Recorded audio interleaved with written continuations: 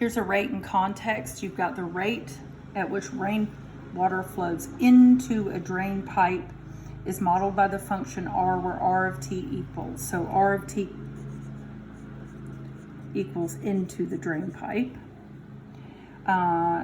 where t is measured in hours, and that's cubic feet per hour. Feet cubed per hour.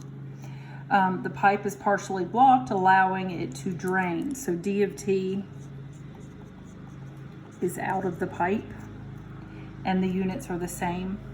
And then it says there are 30 cubic feet of water when time equals 0. So you have an initial amount,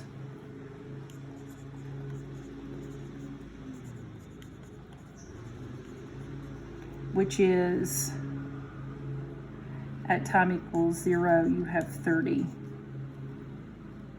feet cubed. So I read the problem. Remember, if you are doing any problem in AP Calculus and you are using trig functions, your mode of your calculator 100% of the time is radians.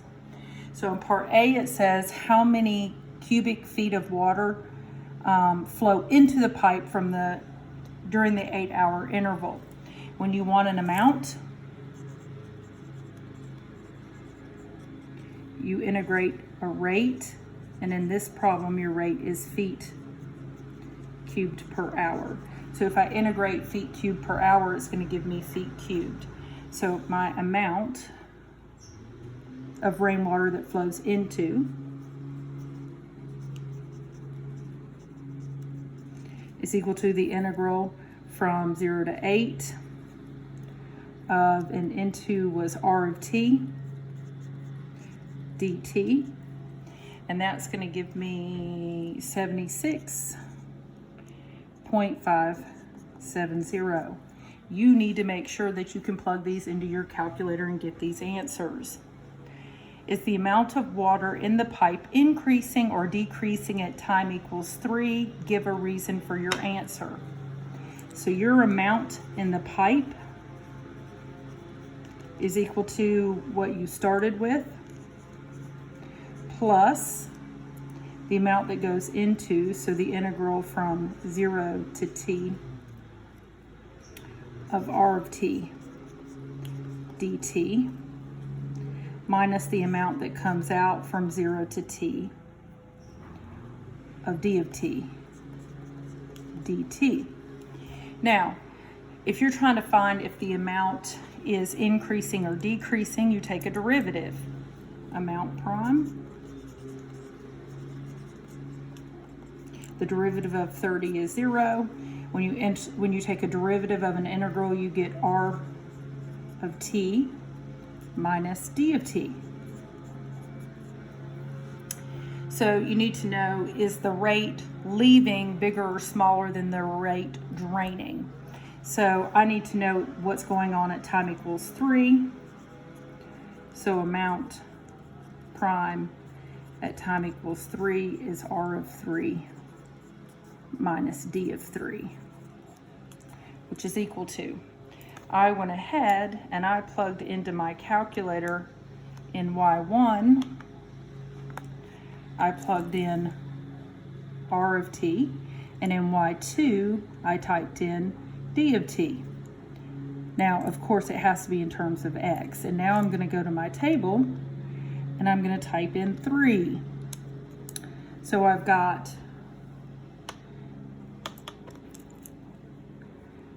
5.086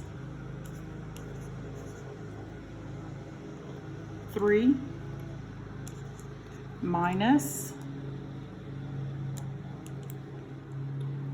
5.4, and that's going to equal negative 0.31362. Now, if my derivative is negative, what does that tell me about my original function? So because my derivative is negative, is the amount of water in the pipe increasing or decreasing? It is decreasing. It'll decrease.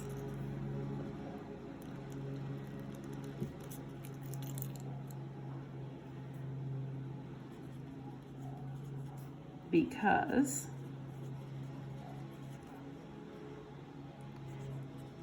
amount prime at 3 is less than 0. So at the third hour, the amount is decreasing because the amount prime is less than 0. At what time is the amount of water in the pipe a minimum? So if I need to know when I have a minimum, okay? So if I'm trying to find a max or a min, I have to take amount prime, set it equal to 0, and solve. So amount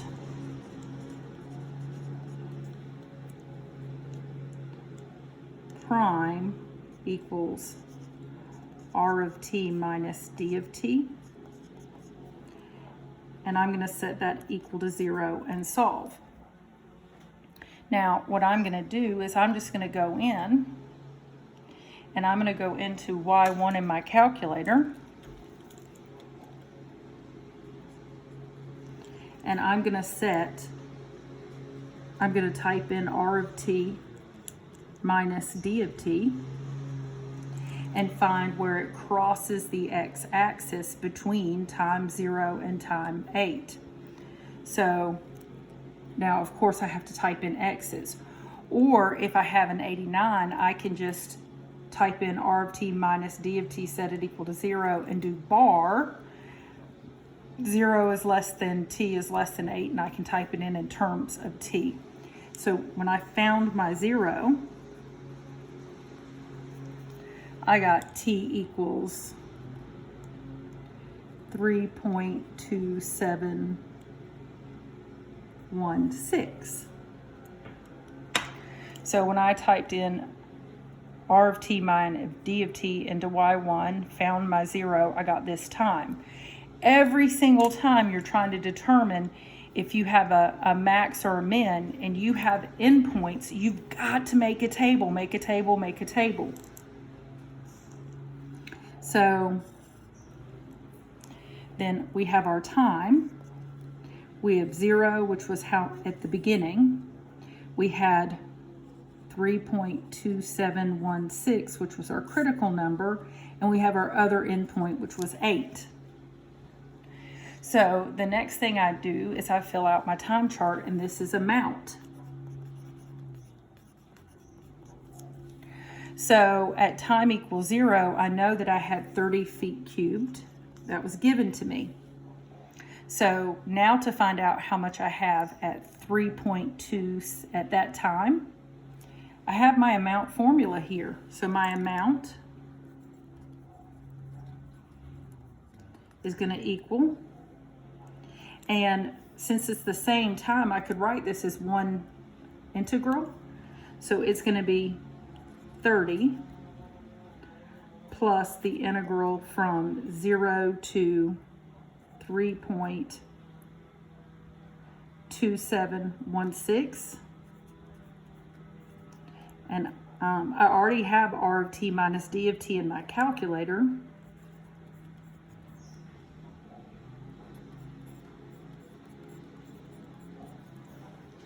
So how much I started with plus how much came in minus how much went out. And when I plugged that into my calculator, I got 27.964. 5, so I'm just going to say 5 feet cubed.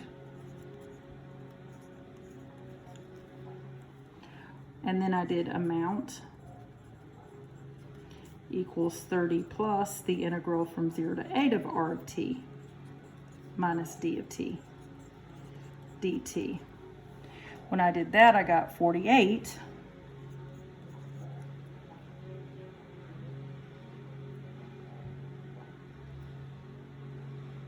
.5436. So 4.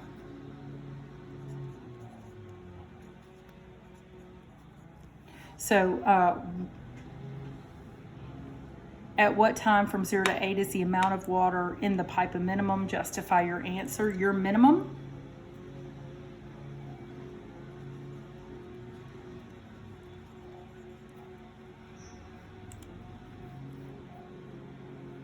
At what time?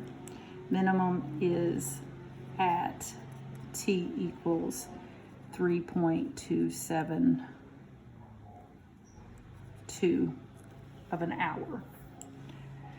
Now, remember, your justification, if you have endpoints, can be your T-chart, your XY, or your T amount T-chart.